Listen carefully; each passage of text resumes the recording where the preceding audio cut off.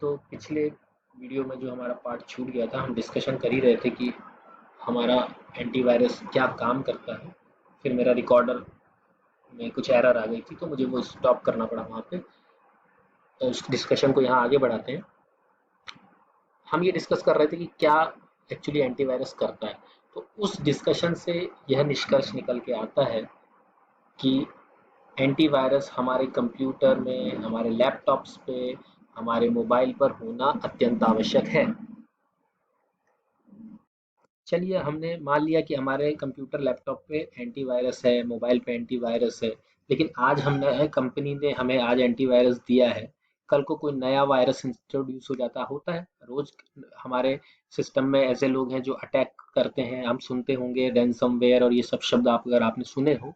यानी लोग पैसों के लिए बड़ी बड़ी कंपनियों के सर्वर्स, सरकारों के, बड़े बड़े देशों के सिक्योरिटी इंफॉर्मेशन को चुराने के प्रयास करते रहते हैं।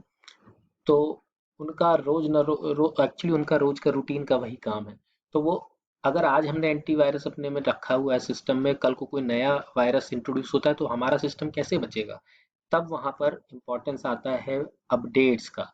तो आपको जब भी कभी मैसेज कंप्यूटर पर आए, लैपटॉप पे आए, मोबाइल पे आए कि एंटीवायरस आपका जो है उसे अपडेट करना है, तो उसे तत्काल अपडेट कर लीजिए। इस संबंध में मैंने पहले वीडियो में भी बताया था कि कभी हमें सॉफ्टवेयर और ऐप्स अपडेट करने का मैसेज आता है तो हमें क्यों अपडेट करना चाहिए। अपडेशन ज़रूरी है ताकि नए लोगों की, यानी पुलिस के रजिस्टर में नए लोगों को शामिल करना, जो लोग कोई भी गलत काम कर रहे हैं, तो उनकी जानकारी हमारे कंप्यूटर यानी कंटेनर, एंटीवायरस के कंटेनर डेटाबेस में अपडेट होती रहनी चाहिए, ताकि वो एंटीवायरस अपनी लड़ाई जारी रख सके और हमें सुरक्षा मुहैया करा सके।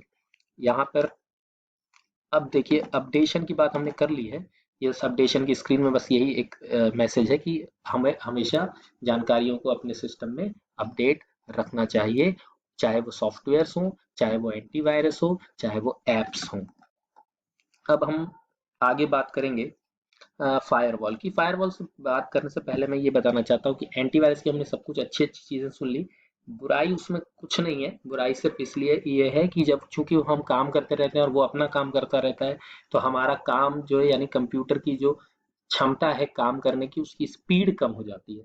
तो स्पीड और सुरक्षा, अगर दोनों का कंपेयर करें तो सुरक्षा हमारे लिए ज़्यादा ज़रूरी है। इसलिए एंटीवायरस हमारे सिस्टम में होना अत्यंत आवश्यक है। इसके अलावा एक मैं अपने अनुभव से बता रहा हूँ कि कभी भी कंप्यूटर में दो एंटीवायरस ना रखें। कुछ, क्योंकि एंटीवायरसेस क्या है, फ्री में भी मिलते हैं हमें इंटरनेट पर, और हम खरीद भी सकते हैं लाइसेंसेस। तो ऐसा नहीं है कि फ्री है तो हम दो रख लें तो उससे ज़्यादा सुरक्षा होगी। मेरा अनुभव ये कहता है कि एक एंटीवायरस दूसरे एंटीवायरस को वायरस की तरह ट्रीट करता है। इससे आपका सिस्टम जो है बिल्कुल हैंग हो जाएगा, लगभग चलना बंद हो जाएगा, अगर दो दो एंटीवायरस अपना काम साथ में कर रहे होंगे तो। चलिए, अब हम बढ़ते हैं फायरवॉल की तरफ। फायर वॉल ये भी दो शब्दों से बना है। फायर मतलब आग, वॉल मतलब दीवार। तो ये डायग्राम बता रहा है एक दीवार जिसमें आग लगी हुई है। तो और ये अंदर की कंप्यूटर के अंदर हम ये बताना चाह रहे हैं कि फायरवॉल एक है जिसके अंदर एक दीवार है जो आग लगी हुई है। इसका कुछ ऐसा सच लेना देना फायर या आग या दीवार से नहीं है। ये भी एक तरह का कंप्यूटर प्रोग्राम है। जो, देखिए, हम कंप्यूटर में जब इंटरनेट से जुड़ते हैं तो हम एक डार्क दुनिया में चले जाते हैं जो हमें दिखाई नहीं दे रही है। बाहर से कुछ, कोई लोग हमारे सिस्टम पे कुछ भेज सकते हैं, हमारे सिस्टम से कोई जानकारी बाहर जा सकती है और हमें पता भी नहीं चलेगा। तो ये फायरवॉल बीच में एक तरह का काम करता है कि जो हमारे यहाँ आवक हो रही है जानकारियों की, या जो जावक हो रही है, जो जा रही है जानकारियां, उसके सामने एक तरह से दीवार, एक आग बन के, कि उसको फिल्टर करना, कि भाई जो हमारी जानकारी बाहर से आ रही है वो हरे कलर वाली जो जानकारी ठीक है, उसमें कोई समस्या नहीं, उसको अंदर आने दो। इस होल से वो अंदर आ गई हमारे कंप्यूटर पर। लेकिन जो जानकारी हमारे लिए बहुत ही घातक हो सकती है, जिसमें वायरस, मेलवेयर, स्पाईवेयर और भी किसी तरह की समस्या या अटैक है, तो उसको भैया वापस भेज दो, हमारे सिस्टम तक लाने की जरूरत नहीं है। यही सावधानी, यही सुरक्षा ये फायरवॉल हमको उपलब्ध कराता है। ये देखिए, एक रैनसमवेयर के बारे में बताना चाह रहा हूँ लगे हाथ इसी वीडियो में। रैनसमवेयर मतलब, रैनसम मतलब आपके कंप्यूटर, देश की जानकारी, बड़ी बड़ी कंपनियों के सर्वरों में रखी हुई जानकारी को लोग लॉक कर देते हैं। लॉक कर देते हैं। मतलब अगर कोई व्यक्ति उसके लिए उस जानकारी को लेने के लिए ऑथराइज्ड है, यानी वो व्यक्ति उस जानकारी को ले सकता है, उस कंपनी का एम्प्लॉय है, उस कंपनी का मालिक है, सरकार का आदमी है, वो जानकारी वो ले सकता है। लेकिन जब वो जाता है तो वो देखता है कि ये कंप्यूटर से वो जानकारी, सर्वर से वो जानकारी वो नहीं ले पा रहा, वो लॉक्ड है। बल्कि उसको एक मैसेज आ रहा है कि भाई आपको अपनी खुद की जानकारी चाहिए हो तो पहले पैसा दीजिए, तब हम आपको देंगे। वो एनक्रिप्ट कर दी गई है। एनक्रिप्शन और डिक्रिप्शन के बारे में अगर मौका मिलेगा तो डिस्कस करेंगे। तो वो एक तरह की जानकारी है जिसमें मैंने ताला लगा दिया है, भाई अब आप पैसा दीजिए तो दूंगा। इस तरह की प्रक्रिया को रैंसमवेयर कहते हैं। इसके बहुत बड़े अटैक्स हमारे इतिहास में हो चुके हैं, आप लोग इसके बारे में जानते होंगे। बड़े बड़े बड़ी बड़ी कंपनियों के बड़े ही संवेदनशील एम्प्लॉयज के क्रेडिट कार्ड की, आपके एम्प्लॉयज के या सिटीजन्स के, जो आम नागरिक के क्रेडिट कार्ड, उनकी आधार संबंधी जानकारी के अटैक्स पे, अटैक होने की जानकारी हमें न्यूज़पेपर न्यूज़ से मिलती रहती है। तो ये एक तरह के अटैक्स है जो हमारे लोग पैसों के लिए करते हैं, उसको हम रैंसमवेयर कहते हैं। अच्छा, एंटीवायरस, इस टॉपिक को खत्म करने से पहले, एंटीवायरस जो है आपको इंटरनेट पे फ्री में भी मिलेंगे, आपको लाइसेंस वर्जन भी मिलेंगे। तो मैं किसी कंपनी का प्रचार प्रसार नहीं कर रहा हूँ, लेकिन मैंने अपने अनुभव से बता रहा हूँ। जो मैंने 2 फ्री सॉफ्टवेयर यूज़ किए हैं एंटीवायरस, जो यूज़ किए हैं अपने कंप्यूटर पर, लैपटॉप पर, वो अवीरा और अवास्ट किया है। आप कोई और भी कर सकते हैं। आप लाइसेंस वर्जन यूज़ करेंगे तो आपको सपोर्ट मिलेगा। अगर आप बहुत क्रिटिकल काम करते हो किसी बड़ी कंपनी में, ये वो, तो कंपनी वाले देते हैं। आप सरकार का काम करते हैं, सरकारी सेवा में है, तो कंपनी, सरकार आपके लिए देती है। लेकिन आपकी खुद की कंपनी हो, आपका खुद का काम हो, तो आपको लाइसेंस वर्जन लेना चाहिए। अदरवाइज अगर आप ऐसे इंटरनेट में नॉर्मली रूटीन में काम करते हैं मोबाइल पे, तो फिर हमें खरीदने की जरूरत मेरे हिसाब से नहीं है। हमें ये फ्री में जो मिलते हैं है एंटीवायरस, उसका प्रयोग कर लेना चाहिए, उसमें कहीं दिक्कत नहीं है।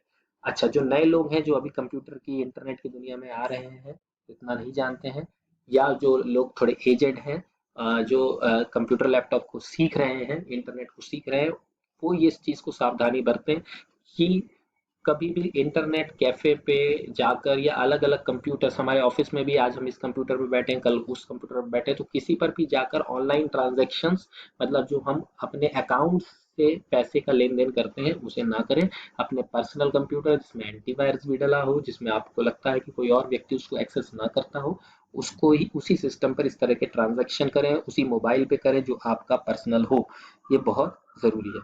इसके अलावा विंडोज़, आप जब ऑपरेटिंग सिस्टम, यानी जो हम देखते हैं हमारे में, कभी विंडोज़ एक्सपी आपने यूज़ किया हो अगर, या आज की दुनिया में लोग विंडोज़ 7, विंडोज़ 10 यूज़ करते हैं, तो उसका खुद का भी एक फायरवॉल है। लेकिन उसको जनरली लोग जाकर डीएक्टिवेट कर देते हैं, क्योंकि वो रिस्ट्रिक्ट करता है, मैसेज आता है। जो थोड़े से टेक्निकल जानते हैं वो कुछ ज़्यादा ही अपना तकनीकी ज्ञान यूज़ करने लगते हैं, वो खतरनाक है, उससे हमें बचना चाहिए।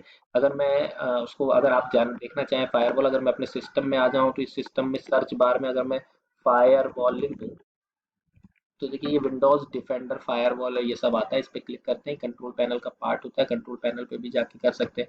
देखिए अभी यहाँ पे आ रहा है ये राइट साइड, ये ग्रीन रंग का राइट जो साइन आ रहा है, ये हमें बता रहा है कि ये सिस्टम प्रोटेक्टेड है विंडोज के फायरवॉल से, तो कोई दिक्कत नहीं है। अगर हमको विंडोज टर्न ऑफ करना है, अगर ये रेड में आ रहा हो और क्रॉस बन के आ रहा हो, तो ये हमारे लिए अच्छी खबर नहीं है।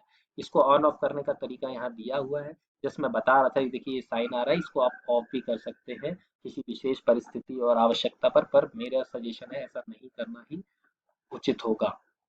अब हम अपने दोबारा इसी पर आ जाते हैं, और मैं इस टॉपिक को यहीं ख़त्म करता हूँ। ये टॉपिक एंडलेस है, इसमें बहुत सारे एंटीवायरस के, वायरसेस के प्रकार, मेलवेयर और ये सब डिस्कस कर सकते हैं। लेकिन मेरा जो पर्पस है इस वीडियो का, वो सिर्फ बहुत ही छोटी छोटी जानकारियां देना है, जो हमें दैनिक दिन में, दैनिक वर्क में, या हमें अपने जीवन में सुनाई देती है और हमें पता नहीं होता है, तो हमें थोड़ा सा ऑकवर्ड लगता है।